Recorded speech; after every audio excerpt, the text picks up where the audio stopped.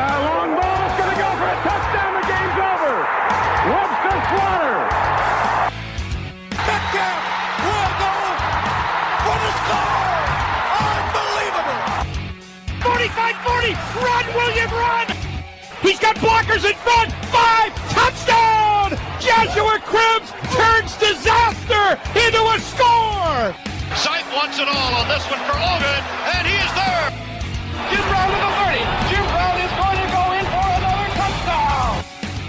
The Cleveland Browns select Baker Mayfield. Wow. It is Baker Mayfield. I woke up feeling dangerous. Hello, Cleveland. Welcome to another episode of the 1085 Gridiron Podcast. I'm your host, Anthony Joki, and as always, I'm joined by my co-host of the North Coast Sports, Jack McCurry. How you doing today, Jack? Oh, I'm doing well, man. A crazy wild card weekend in the NFL, but of course, we're going to talk about the Cleveland Browns and their crazy offseason that's gone on so far. Yeah, I don't think we'll be hitting any kind of uprights in this podcast, just like in the Bears game. But we have a lot of news to go through, and then we are going to give you our top 10 Browns moments of 2018, kind of wrapping up 2018, and we'll be looking ahead a little bit. But we have some news first, and we'll start with the Browns interviewed Colts defensive coordinator Matt Eberflus on Sunday. Jack, obviously this comes a day after the Colts held the Houston Texans to only 7 points in their playoff game, and this kind of has been a quiet name. We weren't really expecting him to be interviewed, but obviously he made Dorsey's list, and he's also defensive coordinators, and I think we've really focused on a lot of the offensive guys, but it seems a few of the defensive guys have gotten interviews because they also interviewed Brian Flores, who was the Patriots defensive coordinator. So it seems like there's a real possibility this team could go the defensive route in terms of its head coach. Yeah, definitely. I mean, you look at it, and we talked about it on the last episode. It's not about, trying to find the next Sean McVay. I think the Browns are really trying to look for the best option to lead this team going into the future. And I think John Dorsey, I think it's clear to see that he's keeping all his options open, and he's looking at every possible option for the next head coach of the Cleveland Browns. And when you look at Eberflus, he has been primarily a linebacker coach from the time he was in college. He's an Ohio boy. He's from Toledo, played at Toledo, then started coaching there and worked his way to Missouri, where he was assistant coach. Then became the defensive coordinator there for years. And then he started his NFL coaching career with the Cleveland Browns. He was the linebacker coach under Mangini, then went to the Cowboys. And then, I would think this last year has been a whirlwind for him, being hired as a defensive coordinator, thinking it was going to be for Josh McDaniels, only for McDaniels to back out and go back to New England. And he ends up being the defensive coordinator for Frank Reich. And what an unbelievable season they've had. No one was really talking about the Colts defense at the beginning of the year. Now they're one of the best in the league. And Eberflus is making a name for himself. And even if he doesn't get this head coaching gig, the job he's done in Indy so far with that defense and the players that they have, which is a nice blend of youth and veterans. Yeah, he's doing a great job. And if he keeps it up, even if he doesn't get this job, he's looking at he might be a head coach in 2020 or sometime in the future. Yeah, he seems to have come out of nowhere, but I think it's very interesting that it seems like he has a very legitimate shot at this. And if they do hire him as their head coach, there's the definite possibility that he would keep Freddie Kitchens. Obviously he would be coaching defense, and having Freddie on offense, I think, is what majority of Browns fans want at this point. Yeah, definitely. I think we're looking at a potential scenario where Freddie Kitchens will be here in one form or another, unless a complete offensive-minded coach that no one's talking about comes up out of nowhere and becomes the next coach of the Browns. I think Kitchens could very well be here, whether he's the next head coach or whether they hire somebody and they want to keep Kitchens on as offensive coordinator. I think the Browns are intending to do that. I think that's why they're not letting teams interview him right now, just because they do not want to let him go until they know for sure that he's not in their plans. So I think it's a good method. I know a lot of people were questioning whether, the Browns should be doing that to Kitchens, but he's still in the plans for the Browns as of now. And of course, things could change within the next week, but they know what they have in Freddie Kitchens, and they don't want to let that go. If I'm correct, the only way that he could leave the Browns is to be a head coach, correct? If he wants to go be an offensive coordinator somewhere else, the Browns would have to release him from his contract. Is that correct? Yeah, that's right. If teams want to interview him, they have to say, well, we want to interview him for head coach. But when you look at it, if there are teams that want to interview him for offensive coordinator, the Browns, A, don't have to let that happen, and B, won't let that happen. And there's a team right now that could be hiring a potential head coach that could use Kitchens as offensive coordinator, and I'm referring to Tampa Bay. Based on all reports, Bruce Arians is the front runner for that job, and word on the street is Freddie Kitchens would probably be his offensive coordinator and then probably become the head coach in waiting once Arians decides to officially retire. So, that's a situation to keep your eye on, but like we just said, the Browns don't have to let Freddie Kitchens go, and I don't think they will until they know for sure that he's not in the future plans. One thing that came out of this Eberflus interview was we found out who is on the Browns search committee for their new head coach. The committee consists of Jimmy Haslam, J.W. Johnson, John Dorsey, Elliott Wolf, Paul DePodesta, and Andrew Berry. Jack, when you look at that search committee, do you think that's what you kind of expected, or are there some names on there that you're kind of surprised to see? The one name that I'm really shocked to see is J.W. Johnson. And for those that don't know who Johnson is, he's the son-in-law of Jimmy Haslam. He's the executive vice president of the Cleveland Browns, and he primarily works on the business side. So when you're looking at this committee, they pretty much brought everybody, the top heads from the organization, for these interviews. You got Haslam, who's obviously the owner and runs the whole organization. You have Johnson, who's the head of the business operations. You have Dorsey and Wolf, who are the head of the football operations. And then you have DePodesta and Barry, who are the analytic guys. And I'm sure they're probably out there and throwing scenarios at coaches to see if it matches up with what they would do analytically or some form or another.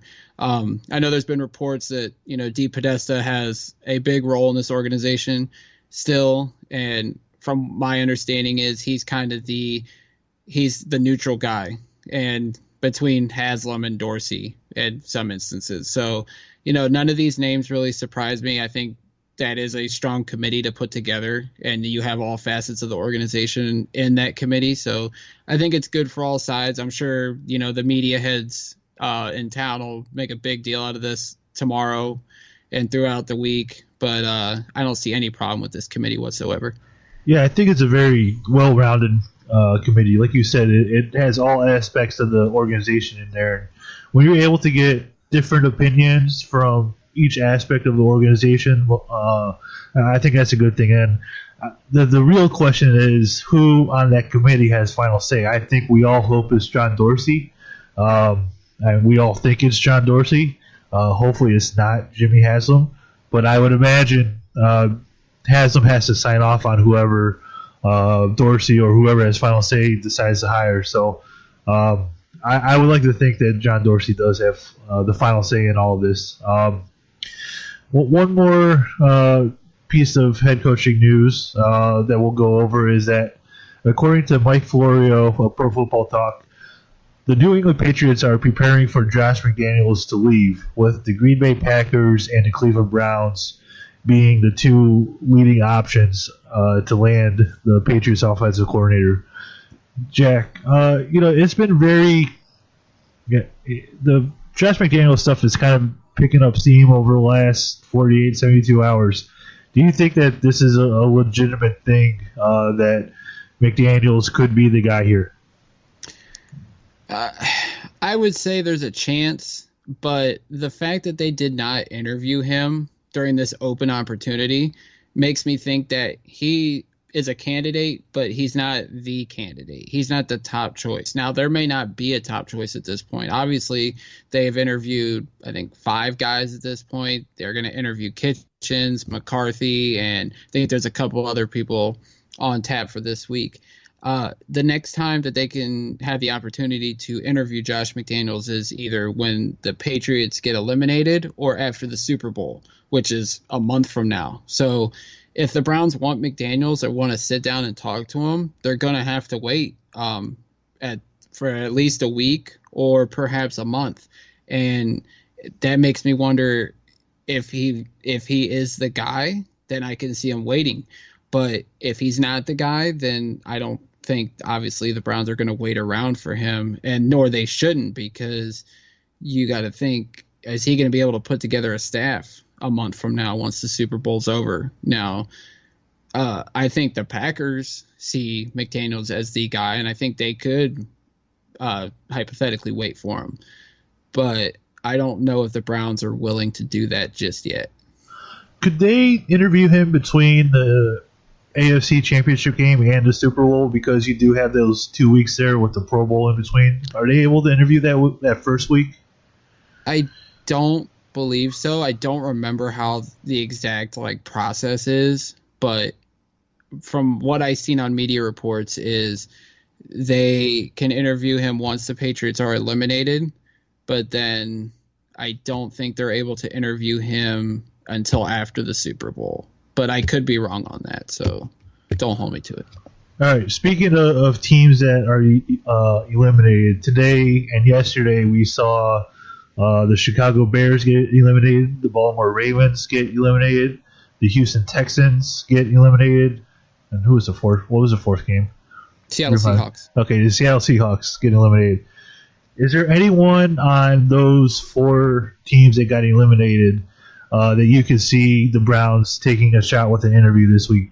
My first thought would be the Vic Fangio, the guy from the Chicago Bears, the defensive coordinator there.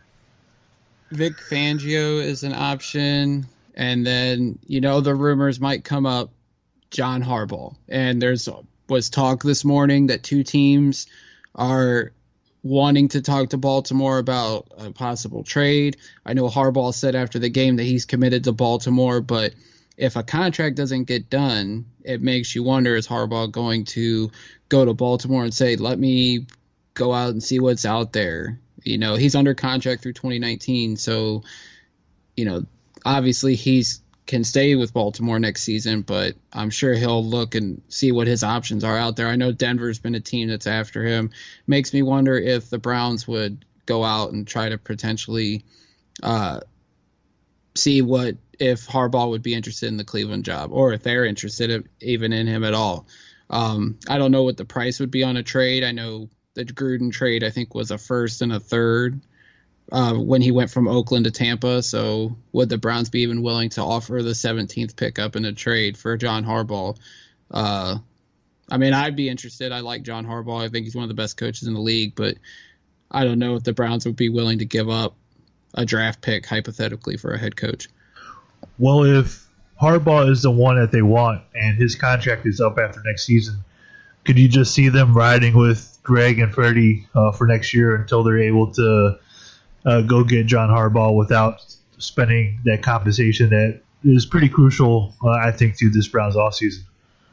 Maybe, but, it's all hypothetical. I think if they couldn't come together with a trade, then I think the Browns would probably just go in another direction. But who knows? Crazier things have happened. All right. I think that kind of wraps up the head coaching talk for this episode. I'm sure when we talk to you guys next, there'll be some more news. Who knows? We might have a head coach by then. Because, we're really not sure how long this is going to take. It could take 2 more days. It could take 2 more weeks. We don't really know.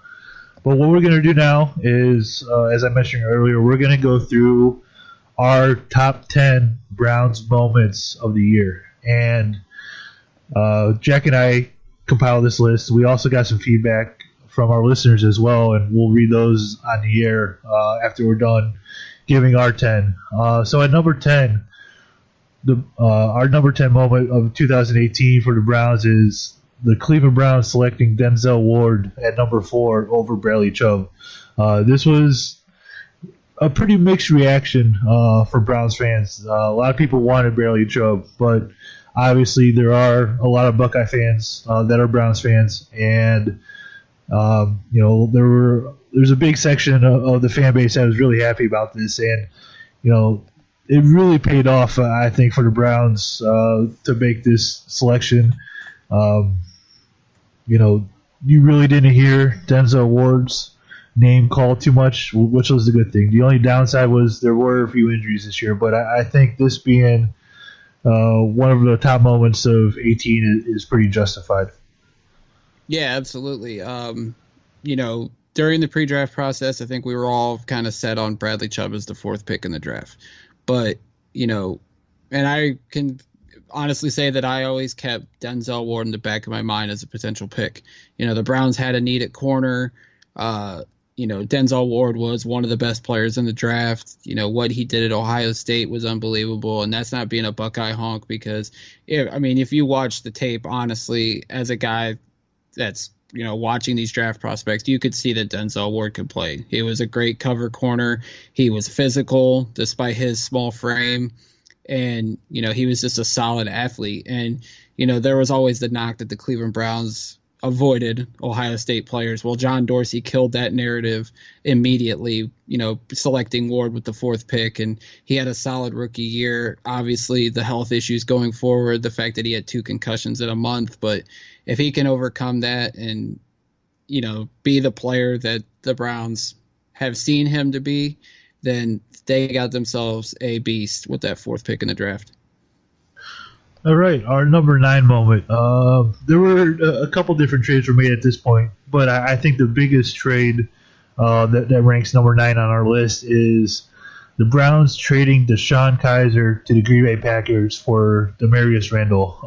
It's no secret how big Randall was to this team on the field and off the field. You could just tell that there's a certain leadership with Randall and a certain swagger that he brought to that Cleveland Browns defense. And I think one of his other moments will surface on this list in a little bit. But I think that the Browns getting Randall via trade was, it's obviously on our list, but it was an extremely crucial part of the offseason.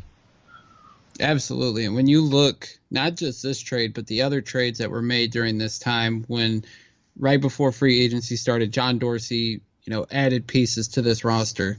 He traded a 4th and a 7th round pick for Jarvis Landry, who was an upgrade on offense and an upgrade in the locker room just because of his leadership and, what he brought to the table. And then obviously I think this trade could be talked about, when they talk about highway robbery and trades, this is one of those trades. Demarius Randall, 1st round pick a few years ago, was a free safety. Green Bay moved him to corner. He struggled, and you still find Packer fans that are knocking Browns fans for praising Demarius Randall. Well, he came in, Greg Williams put him back at his natural position of free safety, and I would say that Demarius Randall was one of the best free safeties in football this year, creating turnovers, making plays all over the secondary, and you can see that this secondary is starting to build something, with Denzel Ward, with Terrence Mitchell, with Randall, and then, of course, Jabril Peppers, who had a solid second season as a pro. You can see that there's I wouldn't call it the Legion of Boom, but maybe a lighter version of the Legion of Boom. And maybe if they add another corner, this secondary is going to be dominant for the next couple years because all these guys are fairly young and they still have room to grow as players as well. But you can just see the dominance that this trade and the Landry trade brought to the Browns because it injected some good culture into that organization and also injected some good production on the field as well. Yeah, it certainly injected attitude to this defense. And one of my favorite moments of the season of his, and it's not even the one that we're going to talk about, was in that first game against the Pittsburgh Steelers when he picked off Ben Roethlisberger running down to the dog pound with Jabril Peppers after his interception. I love seeing that from him and from this defense. You saw it a few times, and when you could incite a crowd like that, like he did that day, you're doing something right. And he made a statement week 1, and it lasted the entire season. And to have that kind of attitude on the Browns defense is certainly welcome for sure. Our next moment, number 8, is Jarvis Landry's touchdown reception against Carolina. Now this is hard because we couldn't decide whether the catch that Jarvis Landry made was better than the throw that Baker Mayfield made. I think it was kind of a tie between the two, so that's why it ended up on our list here at number 8. But when you look at that play in that Carolina game, the catch that Jarvis Landry made on that throw for Baker Mayfield was pretty epic, and that's why it landed at number 8 on our list.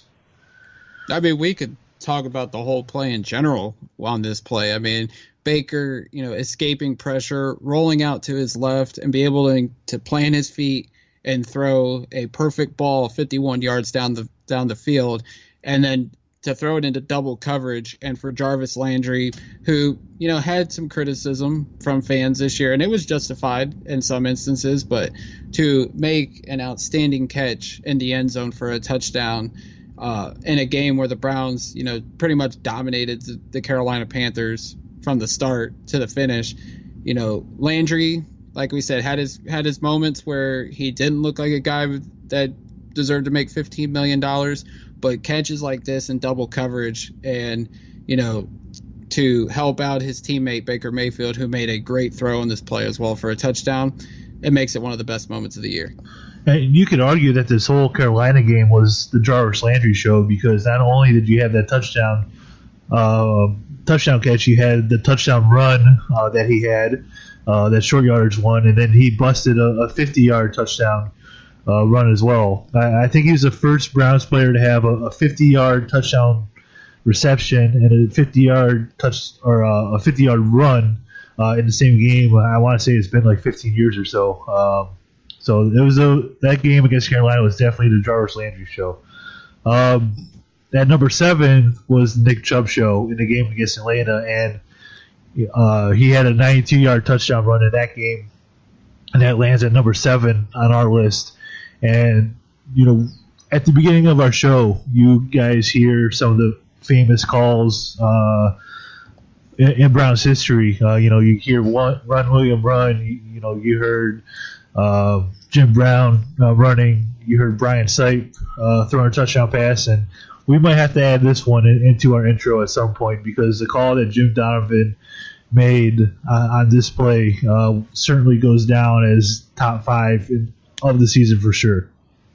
It might be top 5 all time, because Chubb breaks free, and then at the end Jim Donovan goes Chubba Wubba Hub, and the first time I heard it, I was like, what did he say? And I had to go back and listen to it. But it's a classic call by Jim Donovan. But, besides Donovan, Nick Chubb, this is a guy that wasn't starting until about week 7.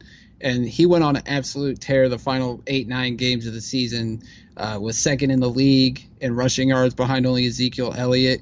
And Chubb established himself as one of the top running backs in the league during that 9-game stretch. And, you want to talk about Baker Mayfield, you want to talk about Denzel Ward, but Nick Chubb was just as important to this Browns team as those guys were. And, you got to feel really good about the Browns offense going forward with not only Baker Mayfield at quarterback, but to have a franchise caliber running back in Nick Chubb, and to have a guy that's 230 pounds but has breakaway speed the way he did. And credit to Antonio Callaway, who made a smart block by just throwing his hands up in the air and directing traffic for Chubb as well. It was a fantastic play and one of the unbelievable moments of the year. All right, coming in at number 6 on our list, we mentioned Demarcus Randall and attitude, and I don't think you can't get any more attitude than the interception he made against Cincinnati, and then running over with the football in hand and handing it to the recently fired Hugh Jackson. Obviously, when that happened, Browns Twitter was just set into an absolute frenzy, and the Cleveland Browns dominated that entire game after Hugh Jackson went down to Cincinnati after he was fired, and you could tell that there was a lot of animosity between the Browns players and Hugh for going down there, and this was definitely the tip of the iceberg for sure. Absolutely. We talked about, the attitude, and it was just an absolute savage moment to where, we usually do a top dog of the game poll after these games. And I think you and I both said that it was unanimous. Demarius Randall got the top dog of the game that game. Not just, he had an interception, and I think that might have been his only big play of the game. But to do what he did and go hand the ball to Hugh Jackson like that, it was such a savage moment. And I think it's a moment that Browns fans won't forget anytime soon, just because Randall pretty much gave that ball, and it was from not only the team but for all the fans, just to say, thanks for leaving, Hugh. Here's a game ball for your losing effort. Here's finally a winning game ball that you can take with you out the door. Right.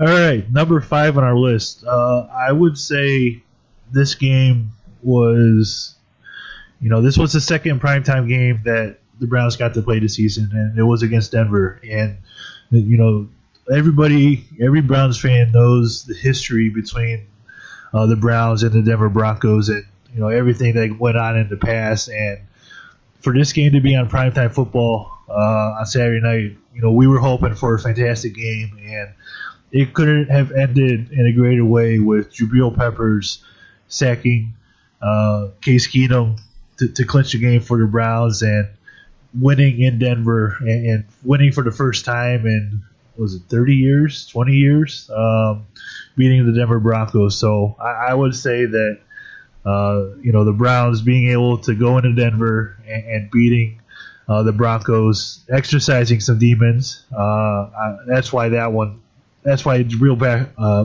Peppers' sack lands at number 5 on our list. Yeah, and it was a crazy moment, because at the end of the game, the Browns went for it, fourth and goal. They were inside the 10, and instead of taking a field goal, making it a 4-point game, they tried to get a first down to seal the win.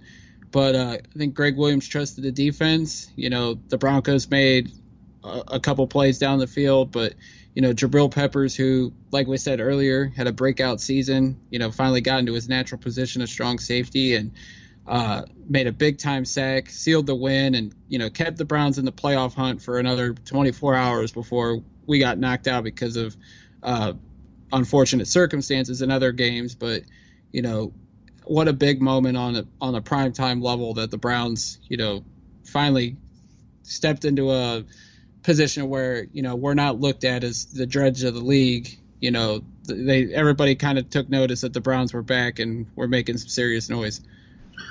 All right, number 4 on our list. This season the Browns had a winning record in the division, and it started out with this. And I was lucky enough to be in attendance for Greg Joseph's game-winning kick in overtime against the Baltimore Ravens. To beat Baltimore at home, to split the season series with them. For them to be our first division win of the year, and our first division win in a few years,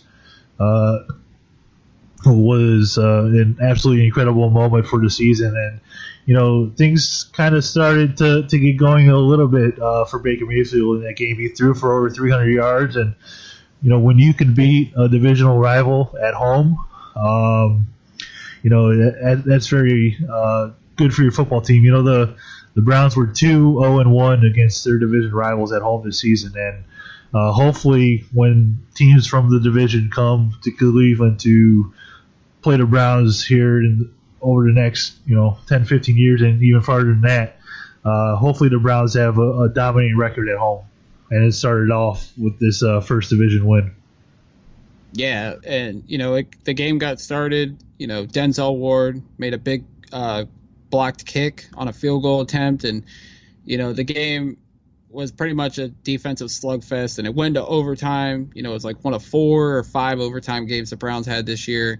It got down to the end, and Baker had to depend on a undrafted wide receiver, Derek Willis, who made a big 40-yard catch and run.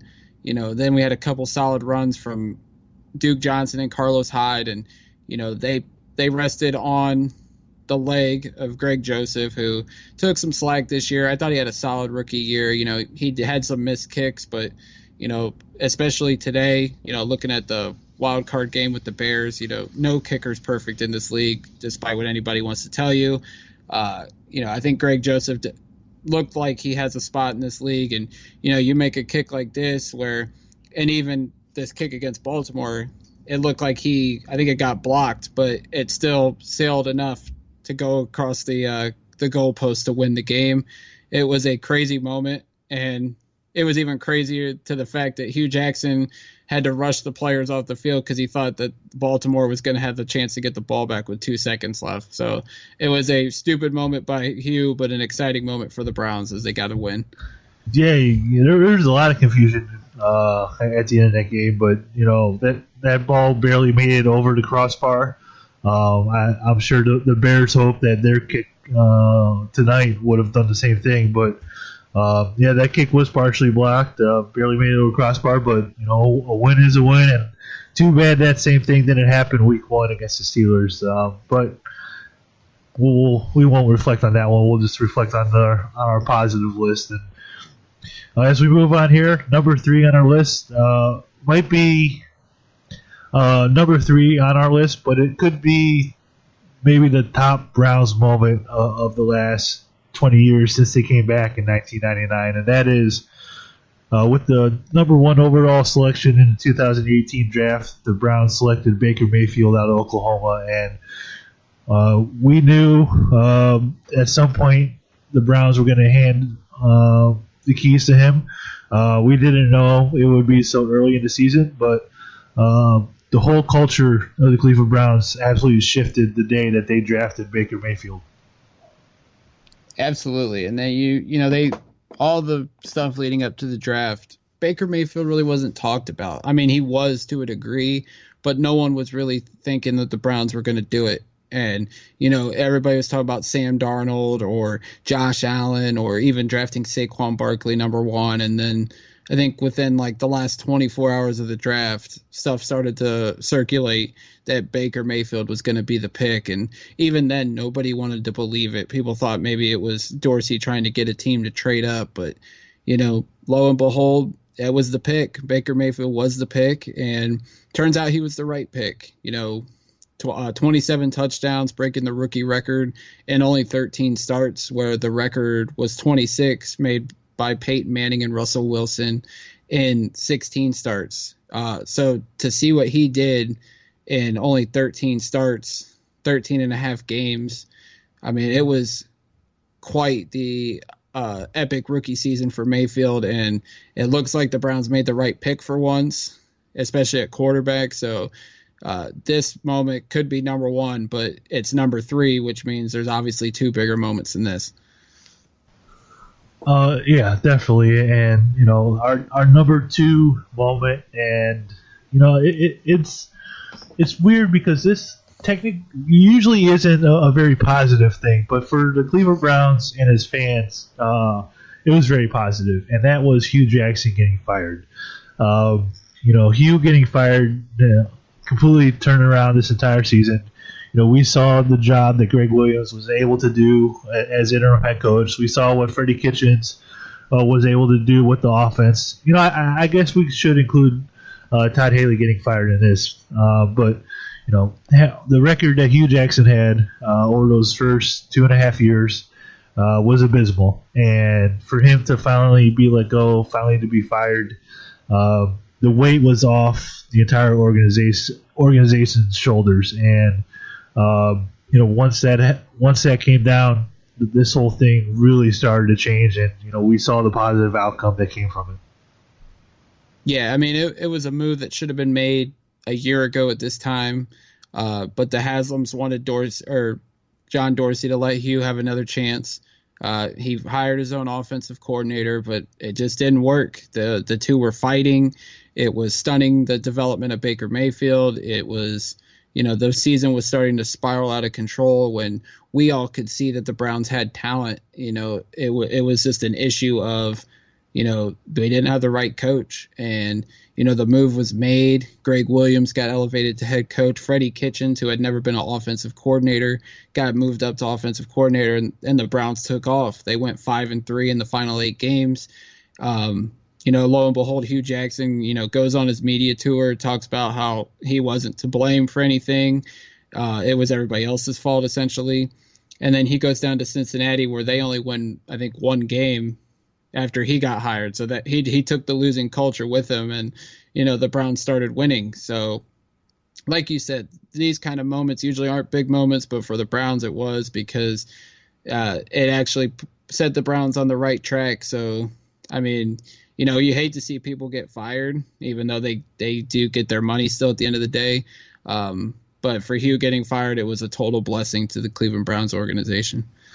I have no sympathy for somebody who got fired and is still making millions and millions of dollars from getting fired. So he absolutely deserved it. And, like I said, it was a weight lifted off the entire shoulders of the organization. And only positive things happened from that. And, we saw everything that Baker was able to do, everything Freddie Kitchens and Greg Williams was able to do after he was gone. And, there's really no arguing that it was a positive move for the organization.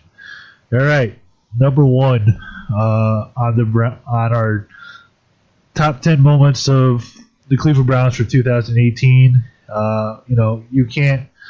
To me, it's certainly unanimous. I don't think there's any doubt that this was it, and that is Baker Mayfield's debut on Thursday Night Football against the New York Jets and leading the Browns to a comeback victory to get the Browns' first win in over a season and a half. I can't remember what the day total was for this, but for Baker to come in to that game, electrify the crowd, and to lead the Browns on a very nice comeback against the Jets on primetime football in his debut, you really can't argue against that.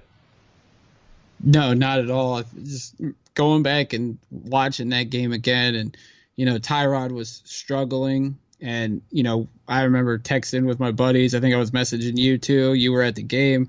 I'm like, Baker's got to go in. I said, we have a chance to beat this team, even though we were down 14-0. I was like, this needs to happen. And then lo and behold, Tyrod got hurt with a concussion, unfortunately, and then Baker came in, and the tide just turned for the Browns that night. And I can just remember, sitting there watching that game, and then when Schobert and Mitchell picked off Darnold twice within the last 2 minutes, it felt like the Browns had won the Super Bowl that night, which is crazy, but we hadn't won a game in like 600 something days.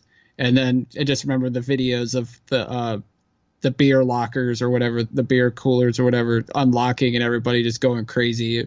It was an epic night, and you got to see the start of the Baker Mayfield era, and that's one of those moments that you'll just never forget as a Browns fan. Watching Baker, who didn't even throw a touchdown, lead the Browns on a 14-point comeback and winning that game in dramatic fashion. It was a thrilling moment, and it's probably the best moment of the whole season. It absolutely was. And, I was at that game, and, there were, you saw how poorly Tyrod was playing, and, you started to hear Baker Mayfield chants just start to creep into the stadium, and then, they started to get louder, and they got louder, and then after Tyrod got hurt, and you saw that blue tent go up and Tyrod go into it, that's I'm getting chills talking about. That's when you just heard the entire mood of the stadium completely change. They knew he was coming in, and the chants got really loud. And you heard on the broadcast Joe Buck talking about how the chants were getting really loud for Baker Mayfield. And when he came into the game at the end of the first half, there, the place erupted. The video. Excuse me. The video package that they showed when he came in was fantastic. Unfortunately, people at home didn't get to see that, but the video package was awesome, and just him completing pass after pass on that drive just to get some points before the end of the first half. was absolutely fantastic. And, the Cleveland play that they ran, the 2-point conversion after they scored a touchdown, electrified the stadium. That's my background on my computer here is him celebrating after he catches that 2-point conversion attempt. And, that whole game was something. And, you're right. Once, Randall and Schobert picked off those passes and, you could feel, the wind coming. They were finally going to do it in 600-something days. And, that was the night of the rally possum, too. I was there for that as well. And, just everything that entire night on Primetime Football, that changed the entire course of the organization. And, that's where you start to see that, hey, we might actually have our franchise quarterback. And I think over the course of the entire season after that point, I think it kind of proves that, hey, we finally got our guy. And, for us to have that guy for the first time since Bernie, I think it's such a fantastic feeling. And we're very excited to see what goes on from here. Yeah, definitely. There was a lot of amazing moments in 2018, and I know I can speak for most Brown fans that we cannot wait for the exciting moments yet to come from 2019 and beyond.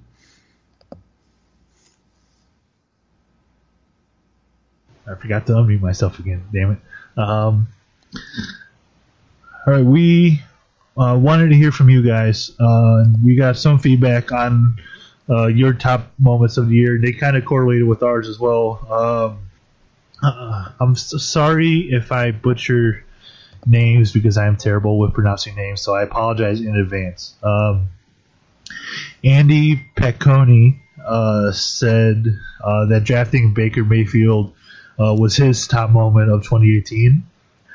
Lord Bonesplitter, which is a fantastic Twitter name, said that Baker leading the comeback against the Jets in Week 3 was his top moment of 2018. Douglas Kramer said that Nick Chubb's 92-yard touchdown run was his favorite moment of the year. And Park the Vanilla Man, which is another great name, said, honestly, every play, we had a chance on every one of them to win. Next year will be the same. And, I don't think there's any disagreeing with that. And we appreciate all you guys who submitted your top moments for 2018, and hopefully you enjoyed our list. And if you want to debate us on it, go ahead. You can take us on it. We don't care. We'll defend it as much as we want. Before we get on here, Jack, is there anything you want to discuss? Did I forget anything? You did not forget anything, Anthony. I'm very proud of you. Okay. Well, besides the me forgetting to unmute myself, we almost escaped this entire podcast without a mistake. But that's all right.